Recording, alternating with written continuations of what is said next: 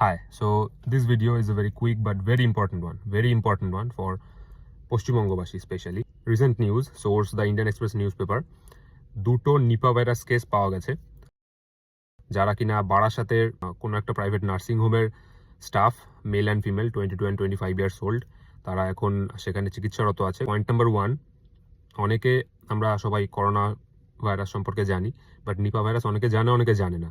তো যেটা মেনলি বলার যে মর্টালিটি রেট, মানে আপনার মারা যাওয়ার চান্স কতটা, সেটা করোনা ভাইরাসের ক্ষেত্রে অনেক কম ছিল, বাট নিপা ভাইরাসের ক্ষেত্রে সেটা অনেকটা হাই।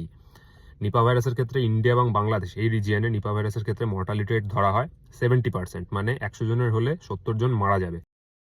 তার মেন কারণ হচ্ছে নিপা ভাইরাস মেনলি এফেক্ট করে ব্রেনকে আমাদের। পয়েন্ট নাম্বার 2, এটা কিভাবে ছড়ায়। মাদুর, শুয়োর, কুকুর, ঘোড়া এরকম ধরনের পশুদের এই ভাইরাল ইনফেকশনটা হয়। এবার যেসব হিউম্যান এদের সংস্পর্শে আসে তারা সেটা এফেক্ট হয় এবং হাইলি চান্স থাকে সেটা এফেক্ট হওয়ার।